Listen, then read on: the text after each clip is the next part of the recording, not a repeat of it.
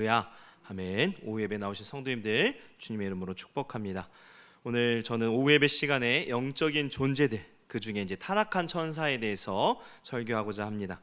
지난주에 이 선한 천사들에서 함께 말씀을 살펴보았는데요. 여러분 어떠한 내용들을 기억하고 계십니까? 그들은 영적인 존재로 우리 눈에 보이지 않지만 분명히 존재한다고 성경에서 증거함을 우리가 함께 살펴보았죠. 그들은 우리보다 능력이 뛰어나고 또 영적인 존재여서 때때로 사람들은 그들의 영광스러운 모습에 압도되어 그들을 섬기고자 하는 잘못을 범한다고 말씀드렸습니다. 그러나 천사들은 하나님을 경배하고 하나님의 뜻을 이루기 위하여 지음받은 존재입니다. 그래서 사람들은 결코 그들을 경배해서는 안 된다고 말씀을 드렸습니다. 그들은 비록 사람보다 뛰어나지만 하나님의 허락한 범위를 넘어설 수 없는 존재들이죠. 그래서 그들은 사람처럼은 아니지만 역시 이 공간과 시간의 제약에 존재하는 것입니다. 천사들의 임무는 무엇이었습니까? 여러분 기억이 나시나요? 첫 번째 임무는 하나님을 경배하는 것이죠. 하나님의 영광을 찬양하고 사람에게 베푸신 구원을 통해 하나님께 영광을 돌리며 그 하나님께 경배하는 것입니다. 지금도 우리 눈에 보이지 않지만 그들은 우리와 함께 예배하며 하나님께 영광을 돌리고 있습니다. 그 다음은 하나님의 뜻을 위하여, 이 구원을 위하여 일한다고 말씀드렸죠. 즉 하나님의 사람들을 위하여, 그들은 저와 여러분의 구원을 위하여 섬기도록 보냄받은 자들입니다. 그래서 그들은 우리를 보호하며 어려움에서 건져내고 또 선한 길로 인도하기도 하며 우리를 하나님의 은혜 안에 머물도록 일하고 있는 것입니다. 이는 하나님께서 택함 받은 우리를 얼마나 사랑하는지 그 하나님의 사랑을 깨닫게 하죠. 천사보다 조금 못하게 우리를 지으셨지만 우리는 놀라운 하나님의 사랑을 받는 자들입니다. 천사들은 그런 우리들을 섬기도록 지음받은 자들이라는 것입니다. 또한 천사들은 우리가 죽을 때 우리의 영혼을 데리고 낙원으로 인도하여 하나님 품에 머물게 합니다.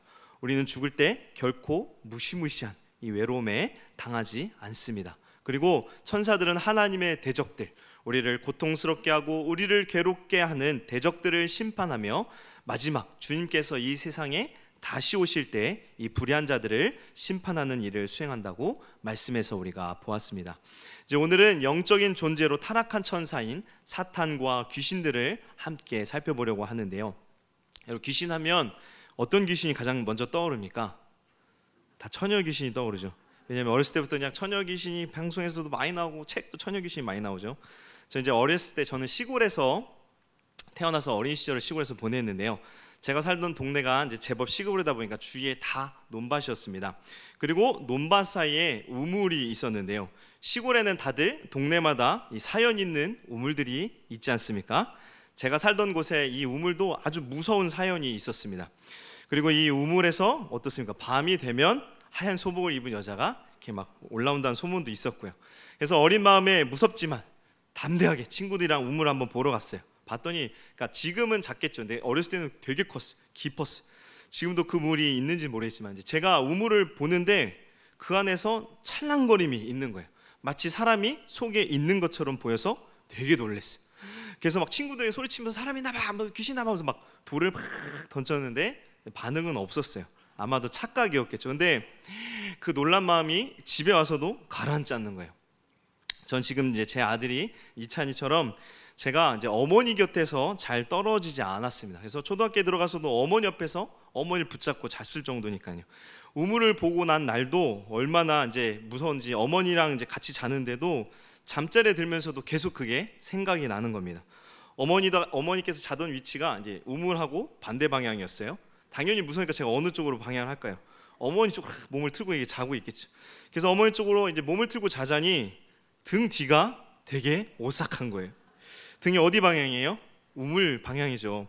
그렇다고 얼굴을 돌리고 그쪽 방향을 하자니 눈을 뜨면 그렇죠, 무섭겠죠. 그래서 제가 그날 막 얼마나 무서웠는지 잠을 거의 못 잤어요. 그래서 막 이불도 뒤집어 썼다가 막 해보고 이랬던 기억이 있습니다. 여기서 우리가 한 가지 의문을 가져야 될 것은 우물에서 죽은 여인이 귀신이 되었다는 것입니다. 여러분 이것이 사실일까요? 사람들은 귀신하면 누군가 억울하게 죽어서 한이 맺혀서 그 혼이 귀신이 되었다고 말하지 않습니까? 여러분, 이 말이 맞을까요? 사람들은 귀신의 존재를 보았든 보지 못했든 누구나 인식은 하고 있습니다. 다만 실제로 존재하는가 아니면 그렇지 않은가 영역에서 이제 사람들의 이게 갈리는데요. 요즘같이 과학이 발달한 시대에 귀신이 있다고 믿는 사람들은 거의 없습니다. 그러나 성경은 존재한다고 말씀하죠. 성경에서 특히 예수 그리스도께서 귀신을 쫓아내는 이 축기 사건들을 공간복음서인 마태, 마가, 누가복음에도 다 기록을 하고 있습니다. 성경의 증거를 믿는다면 당연히 귀신은 존재하고 있는 것이죠. 그러나 어떻습니까? 그들은 역시 우리 눈에 보이지 않기에 세상에 존재하지 않는다고 믿는 것입니다. 그럼 귀신, 마귀가 실제로 존재한다면 과연 그들은 어떻게 생겨나게 되었으며 하는 일은 무엇이고 또 그들이 갖는 한계는 무엇일까요? 여러분들 이것에 대해서 잘 알고 계시나요? 모르셔서 다행인 것 같습니다. 오늘 그래서 하나님의 대적인 이 사탄, 마귀와 그의 부하인 귀신들에 대해서 우리가 말씀을 함께 살펴보고 영적 유익을 누리고자 합니다.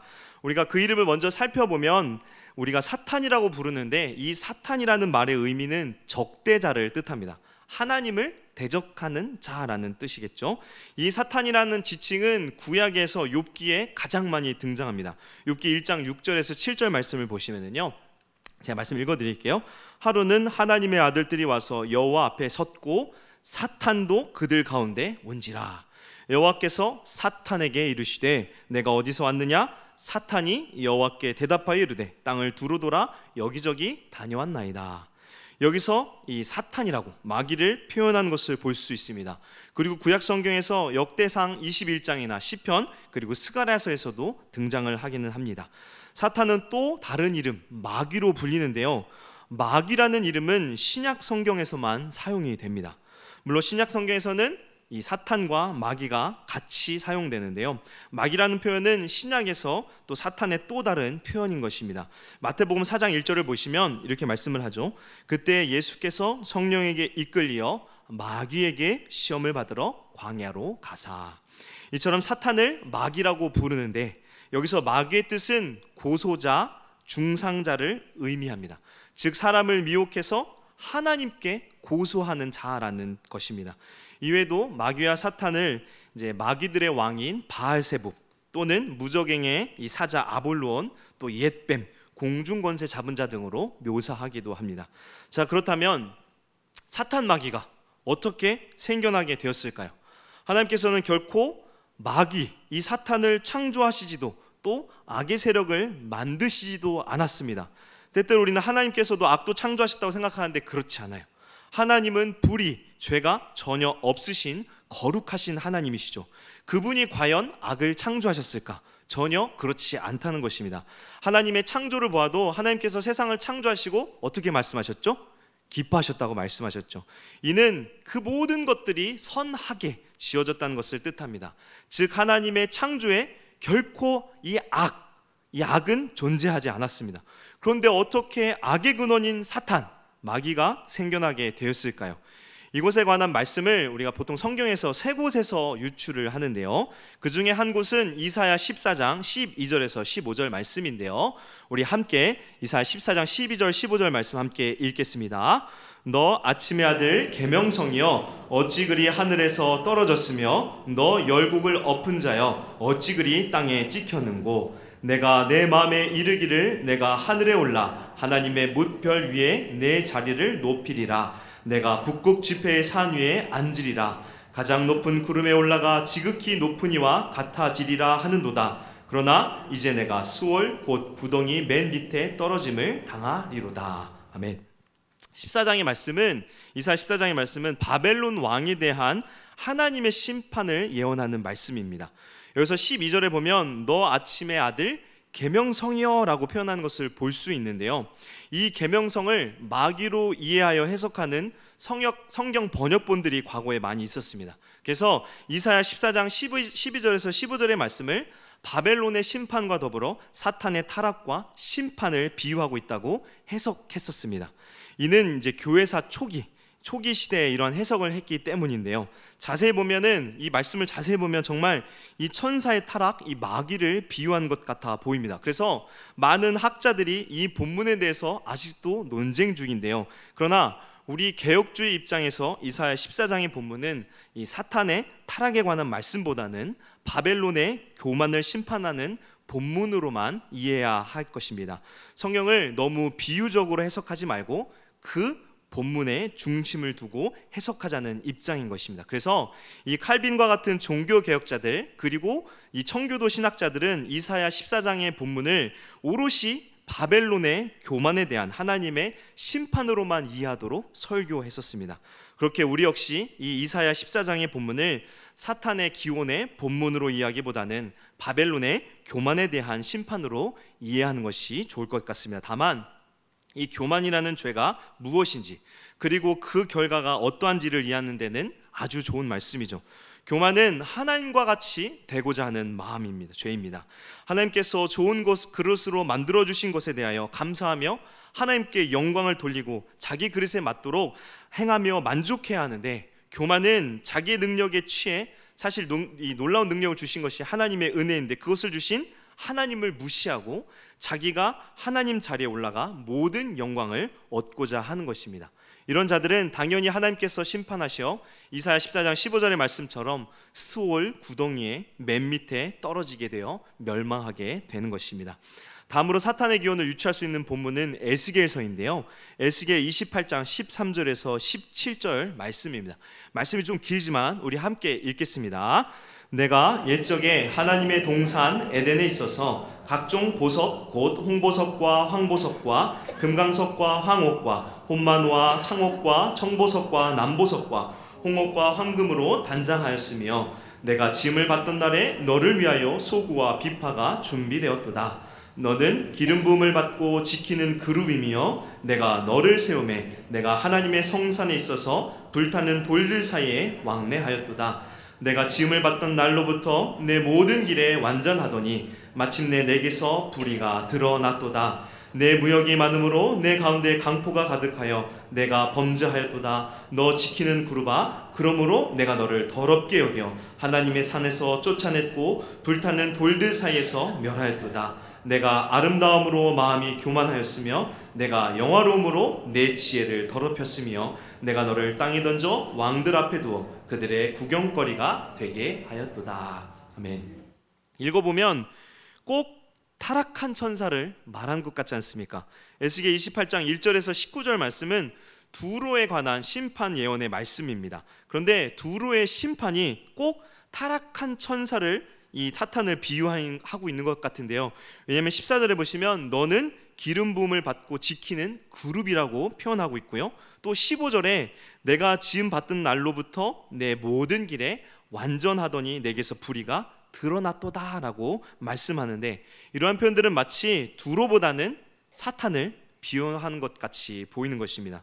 14절의 그룹은 이제 나오는 이 천사의 이름은 제가 지난주에 설명을 드리지 않았는데요. 천사들 중에는 그룹으로 불리는 천사들과 스랍으로 불리는 천사들이 있습니다.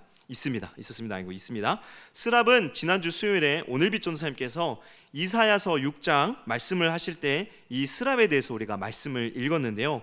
스랍에는 6개의 날개가 있어서 2개는 얼굴을 가리고 2개는 발을 가리고 또 2개는 주의 명령을 수행하며 하나님을 수종들고 찬양하는 천사들이라고 이사야 6장에서 말씀하고 있고요.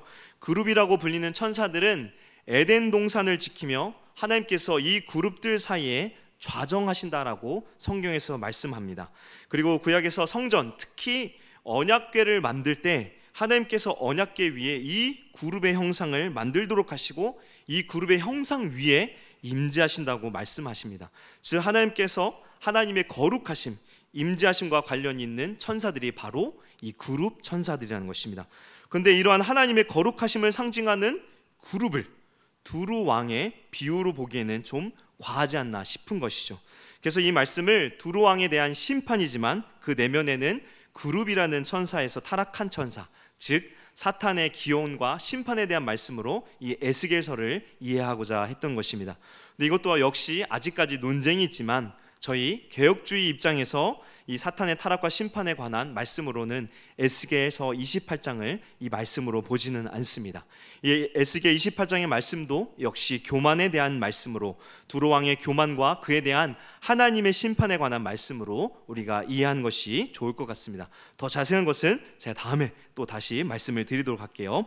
이제 세 번째, 사탄의 기원을 유출할 수 있는 본문은 오늘 함께 읽은 유다서 말씀입니다. 우리 유다서 1장 5절에서 7절 말씀을 읽었는데 우리 다시 한번 읽겠습니다. 너희가 본래 모든 사실을 알고 있으나 내가 너희로 다시 생각나게 하고자 하노라. 주께서 백성을 애굽에서 구원하여 내시고 후에 믿지 아니하는 자들을 멸하셨으며 또 자기 지위를 지키지 아니하고 자기 처소를 떠난 천사들을 큰 날의 심판까지 영원한 결박으로 흑암에 가두셨으며 소돔과 고모라와 그 이웃 도시들도 그들과 같은 행동으로 음란하며 다른 육체를 따라가다가 영원한 불의 형벌을 받음으로 거울이 되었느니라. 아멘. 유다서를 기록한 유다는 가룟 유다가 아니고 예수님의 친동생입니다. 이 유다는 예수님의 동생인 야고보와 함께 초대 예루살렘 교회의 지도자로 활동하였는데요. 유다는 거짓 교사들의 유혹을 경계하기 위해서 이 유다서를 기록한 것입니다. 오늘 본문 말씀은 하나님께서 어떠한 자들을 심판하셨는지 역사를 되짚어보는 말씀인데요. 그래서 5절에 애굽에서 하나님 앞에 불순종했던 이스라엘 백성들이 하나님의 심판을 받았다고 말씀하고요. 7절에서는 소돔과 고모라가 음란으로 불의 형벌, 하나님의 심판을 받았다고 말씀합니다. 이 두 역사적 실제 사건 가운데 6절에 자기 처소를 떠난 천사에 대해서 말씀하고 있는데요. 즉 타락한 천사인 사탄 마귀 역시도 실제적 사건이라는 것입니다. 본래 천사들은 선하게 지음을 받았습니다. 그리고 천사들에게 하나님께서는 지위를 주셨고 각자의 위치에서 하나님을 경배하며 하나님의 뜻을 수행하도록 지음을 받았다고 제가 말씀을 드렸죠. 그러나 이 중에 6절의 말씀처럼 자기 지위를 지키지 않고 자기 처소를 떠난 천사들이 있었던 것입니다. 이러한 천사들을 베드로서 2장 4절에서는 범죄한 천사들이라고 말씀하고 있는데요. 베드로서 2장 4절에 보시면 하나님이 범죄한 천사들을 용서하지 아니하시고 지옥에 던져 어두운 구덩이에 두어 심판 때까지 지키게 하셨으며, 자기 처소를 떠났다는 것은 하나님의 명령에 불순종하였다는 것으로 하나님을 대적한 것입니다. 선하게 지음받은 천사가 과연 하나님의 명령에 불순종할 수 있는가? 우리가 여기서 한 가지 기억해야 할 것은 천사들도 인격이 있는 인격적인 존재라는 것입니다. 우리들도 인격적인 존재이죠. 하나님은 결코 천사와 사람을 하나님의 마음대로 조종하는 그러한 존재로 만드시지 않고 인격적으로 하나님과 교제하도록 지음을 받은 존재들입니다. 인격이 있다는 것은 자기의 의지대로 행동할 수 있는 것이죠. 천사들도 분명 의지, 자기 마음대로 행할 수 있습니다. 하나님께서는 각 천사들에게 지위를 주었지만 이를 만족하지 않고 하나님의 명령을 따르지 않는 천사들이 있었는데 이들이 바로 사탄과 마귀, 귀신들이라는 것입니다. 그들의 지위가 과연 무엇이었는지 명확하게 알 수는 없지만 그들은 자기 처소를 떠났습니다. 앞에서도 말씀드렸지만 천사들의 가장 첫 번째 임무가 무엇이었나요? 하나님께 영광을 돌리며 하나님을 경배하는 일입니다. 그런데 자기 지위를 지키지 않고 이 자기 처소를 떠났다는 것은 바로 이러한 임무를 버렸다는 것을 뜻합니다. 하나님을 경배하는 일을 그만두고 무엇을 했을까요? 바로 자신을 높였겠죠. 이것이 바로 죄입니다. 죄란 무엇입니까? 하나님의 명령에 불순종하며 하나님께 영광을 돌리지 않고 썩어질 것을 높이고 그것을 경배하는 것입니다. 그것이 자신이 될 수도 있고 헛된 우상이 될 수도 있습니다. 이것이 바로 죄의 시작인 것입니다. 아담이 바로 이러한 죄를 지었기에 에덴 동산에서 쫓겨나게 되며 우리가 사는 세상이 절망으로 바뀌게 되어버린 것입니다. 그렇다면 천사들이 자기 처소를 떠나 범죄하게 된 사건은, 이 사건은 언제 일어난 것일까요?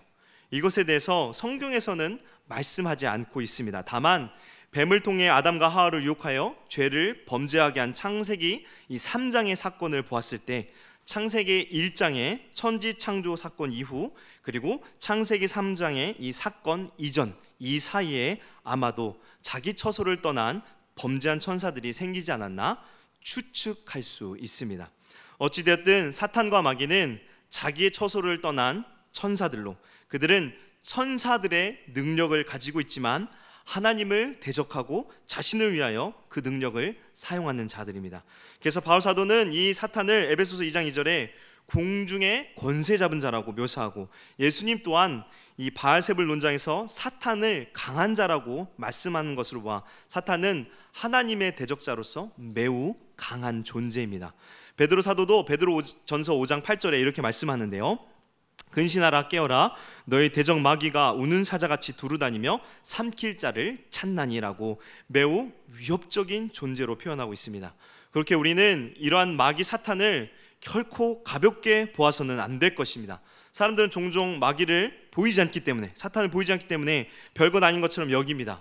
그러나 어떻습니까? 사탄 마귀는 하나님을 대적하는 자로서 우리들에게 직접적인 영향을 미치는 존재라는 것입니다. 여러분, 욥기를 보시면 사탄이 욥을 치는 것을 우리가 잘 보지 않았습니까? 욥의 건강을 해치고 욥의 재산을 잃게 만들고 심지어 아내까지 동원해서 하나님을 모욕하도록 만듭니다. 이처럼 사탄은 하나님과 멀어지게 만들기 위해서 무엇이든 하는 무시무시한 존재인 것입니다. 그렇게 우리는 사탄 마귀의 존재를 인식하고 베드로전서 5장 8절의 말씀처럼 항상 근신하고 깨어 있어야 하는 것입니다. 이제 금요기대 때 우리가 철로 역정을 보고 있는데요. 거기에서 이 주인공 크리스천이 겸손의 골짜기를 지나갈 때 아볼루온을 만나는데요. 여기서 주인공 이 크리스천은 하나님의 전신갑주를 입고 아볼루온과 대결하지만 목숨이 위태로운 지경까지 가는 것을 우리가 보게 됩니다. 결국 주인공이 어떻게 이깁니까? 하나님의 도움으로 이 아볼론을 이기게 되죠. 우리의 힘으로는 사탄을 대적하기가 매우 어렵다는 것입니다. 심지어 사탄 마귀는 우리의 모든 행한 것을 알고 있습니다. 우리가 혼자 무엇을 하든지 사탄은 다 알고 있다는 것입니다. 철로 역정에서도 아볼론이 크리스천의 모든 죄를 다 알고 정죄하지 않습니까? 이처럼 사탄은 우리의 모든 죄를 다 알고 그 이름처럼 그 죄로 우리를 정죄합니다. 또한 우리들의 약점을 공략해서 우리를 유혹하여 넘어뜨려 죄를 짓고 사탄의 종으로 만들어 버리려고 합니다. 그래서 사도 요한은 요한일서 3장 8절에 이렇게 말씀하는데요. 죄를 짓는 자는 마귀에 속하나니 마귀는 처음부터 범죄함이라. 이처럼 마귀는 이 세상의 임금, 이것은 마귀가 세상의 주권자라는 뜻이 아니라 이 죄악된 세상을 지배하는 자가 사탄으로, 사탄은 불신자들이 더욱 악을 행하며 멸망하도록 만들고, 그리고 믿는 우리들을 공격하여 하나님과 멀어지도록 만드는 자입니다.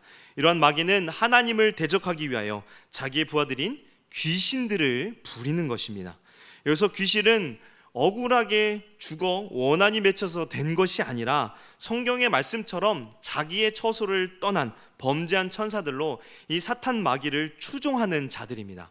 그리고 이러한 사탄과 그의 수하 귀신들은 바로 우리들을 항상 공격하고 있는 것이죠. 어떻게 공격합니까? 사탄 마귀의 특성이 무엇입니까? 요한복음 8장 44절에 예수님은 사탄에 대해서 이렇게 말씀하는데요. 우리 함께 읽겠습니다. 너희는 너희 아비 마귀에게서 났으니 너희 아비의 욕심대로 너희도 행하고자 하느니라. 그는 처음부터 살인한 자요 진리가 그 속에 없으므로 그 진리에 서지 못하고 거짓을 말할 때마다 제 것으로 말하나니 이는 그가 거짓말쟁이요 거짓의 아비가 되었음이라. 그는 처음부터 살인한 자요 진리가 없는 거짓의 아비라고 예수님이 말씀하시죠. 그는 진리가 아닌 것으로 진리인 척 우리들에게 나타나 얼마나 우리를 잘 속이는지 진리가 아닌 것을 붙잡게 만듭니다. 그래서 바울 사도도 고린도후서 11장 14절에 이렇게 말씀하는데요. 이것은 이상한 일이 아니니라. 사탄도 자기를 광명의 천사로 가장하나니.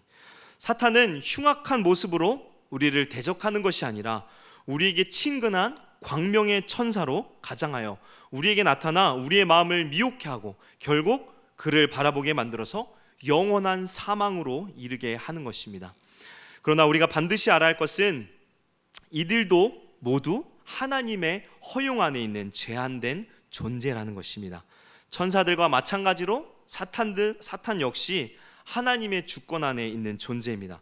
비록 그들이 하나님을 대적하며 악을 행하지만 하나님께서 허락지 않으시면 그들은 자신들의 능력을 결코 발휘할 수 없는 존재들이라는 것입니다. 그렇게 우리는 하나님의 은혜를 힘입어 이 사탄, 마귀, 귀신들을 대적할 수 있는 것입니다. 우리를 돌아보면 우리는 본래 사탄의 권세 아래 있던 영원히 죽을 수밖에 없는 존재들이었습니다. 그러나 사망의 권세, 사탄의 권세를 깨뜨리신 그리스도께서 그를 믿는 자에게 이 권세에서 건져주신 것이죠. 그래서 우리는 그리스도를 믿음으로 하나님께서는 허물로 죽은 우리를 그리스도와 함께 살리사 영원한 생명을 얻게 하신 것입니다. 이제 우리는 결코 사탄의 권세 아래 있지 않습니다. 그리스도 은혜 안에 머물러 있기에 우리는 이 그리스도의 능력을 힘입어 마귀를 대적할 수 있는 것입니다. 사탄은 지금도 우리를 넘어뜨리기 위하여 과학과 문화와 우리의 연약한 것들로 우리가 하나님과 멀어지도록 우리를 공격합니다. 우리는 세상을 살아가면서 이 악한 세력과 항상 전투하고 있음을 잊지 않아야 합니다. 그래서 바울 사도도 에베소서 6장 12절에 이렇게 말씀하죠. 우리 함께 읽겠습니다. 우리의 씨름은 혈과 육을 상대하는 것이 아니요 통치자들과 권세들과 이 어둠의 세상 주관자들과 하늘에 있는 악의 영들을 상대함이라. 아멘. 우리는 이 사실을 잊지 않고 하나님께서 영광스러운 자리로 우리를 부르시는 그날까지 사탄과 대적하며 살아가야 할 것입니다. 그리스도께서 우리에게 말씀과 기도의 능력을 주셨죠. 우리에게 주신 말씀으로 진리와 비진리를 구별하며 내 안에 있는 죄를 또한 발견하고 회개하고 말씀에 복종하고 날마다 하나님의 도우심과 은혜를 간구함으로 영적 전쟁에서 승리하는 저와 여러분 되기를 주님의 이름으로 축원합니다. 교회 소식 전해드리겠습니다.